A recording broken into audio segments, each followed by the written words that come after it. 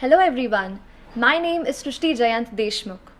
I'd like to start by first telling you about the organization of notes. Now I feel that the syllabus which we have got, the UPSC syllabus, is our guiding light. इसीलिए एक UPSC syllabus की copy मैंने अपने study table पर हमेशा रखी. उसके साथ ऑर्गेनाइजेशन ऑफ नोट्स एक दूसरा पॉइंट है जिस पे आपको सबसे ज़्यादा काम करने की ज़रूरत है, क्योंकि मैंने भी यही किया. अपने नोट्स को मैंने अपने सिलेबस को अलग अलग टॉपिक्स में हम डिवाइड जैसे कर लेते हैं वैसे डिवाइड किया और हर टॉपिक को मैंने एक अलग फोल्डर बनाया. तो उससे रिलेटेड जो भी मुझे एडिटोरियल कहीं न्यूज़पेपर में या कहीं इंटरनेट पे ऑनलाइन मैंने उसके बारे में पढ़ा, तो वो सारा मटेरियल मैंने उस एक फ़ोल्डर में डाल दिया. तो एक ये चीज़ है कि अपने नोट्स को आप अच्छे से ऑर्गेनाइज़ करें. मैंने कोशिश की कि मैं खुद अपने नोट्स रेफरेंस बुक से बनाऊं, क्योंकि जब मैं खुद उसको लिख लेती थी तो जो अंडरस्टैंडिंग है वो मेरी बेटर हो जाती थी. तो खुद के नोट्स पे मैंने खुद नोट्स बनाने की ज़्यादा कोशिश की. इसके अलावा करंट अफेयर्स बेस्ड स्टडी, इस पे भी मैं थोड़ी सी बात करना चाहूँगी आपसे.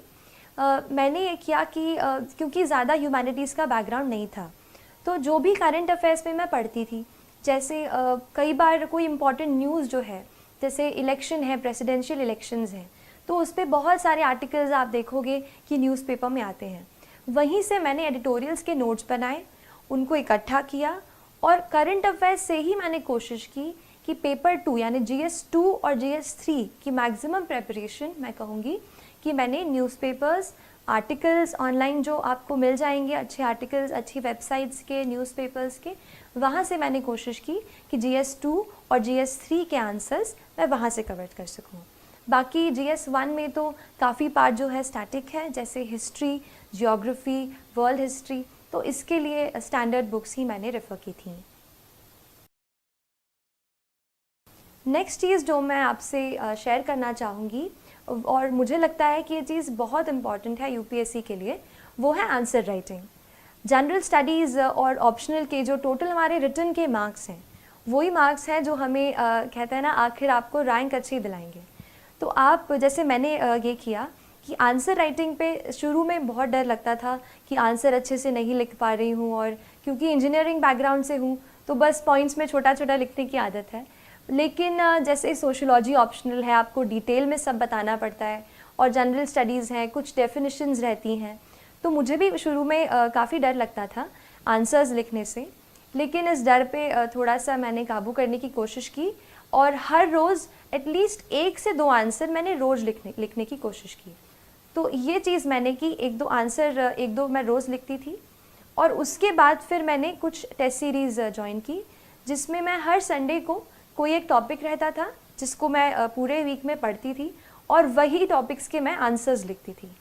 तो ये क्योंकि कॉम्पिटिटिव एग्ज़ाम है, आपको 1 या आधा मार्क एक्स्ट्रा स्टील करना है, तो इसके लिए आप कोशिश करें कि अपनी रीडिंग वाइड रखें और आंसर राइटिंग की बहुत सारी प्रैक्टिस करें.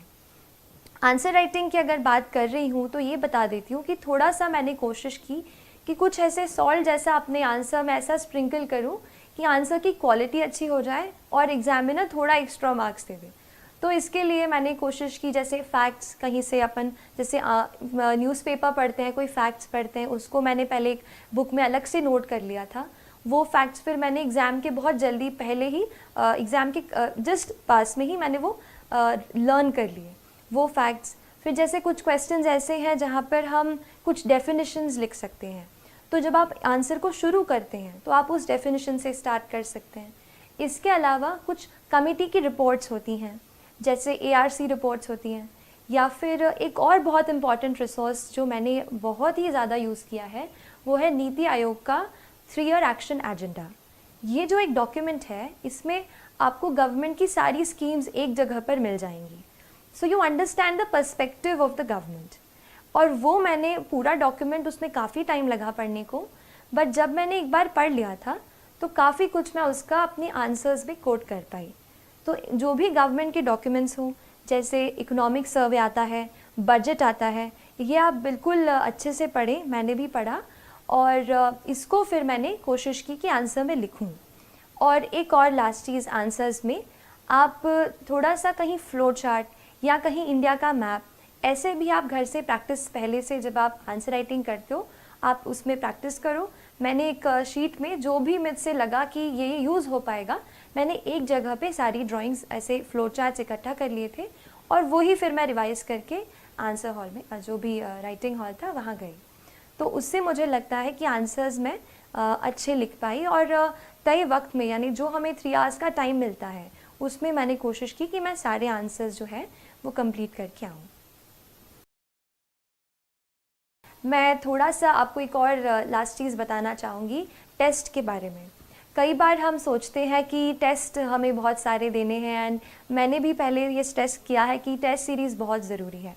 टेस्ट सीरीज़ इसलिए इम्पॉर्टेंट हो जाती है क्योंकि हमें घर बैठे ये नहीं पता चलता कि हमारा क्या लेवल है, क्या स्टैंडर्ड है, क्या हम उस तरीके का एग्ज़ाम में परफॉर्म कर पाएंगे। तो ऐसे डाउट्स मुझे भी थे। टेस्ट देके मुझे ये पता चला कि ऑल इंडिया लेवल पर या जो भी आप इंस्टीट्यूट का ले रहे हैं उस लेवल पर आपकी क्या स्टैंडिंग है। तो इसके लिए आप टेस्ट ज़रूर लगाने की कोशिश करें। लेकिन इसमें एक और चीज़ मैं ऐड करूँगी। टेस्ट हम काफ़ी देते हैं, जैसे मान लीजिए प्रीलिम्स का टेस्ट है, हम 100 क्वेश्चंस तो अटैम्प्ट कर लेते हैं लेकिन उसके बाद इतने एग्जॉस्ट हो जाते हैं कि उसको रिवाइज़ ही नहीं करते। ये मत कीजिए। मैंने जब ये गलती की बाद में रियलाइज़ हुआ कि कई क्वेश्चंस फिर से ऐसे आ गए जो मैंने पहले कर चुके थे पर मैंने उनको पढ़ा नहीं था। तो आप ये करो। और मैंने ये किया था कि पहले मैंने जैसे एग्ज़ाम दे दी, 2 घंटे में हमने पहले क्वेश्चन सारे सॉल्व कर लिए।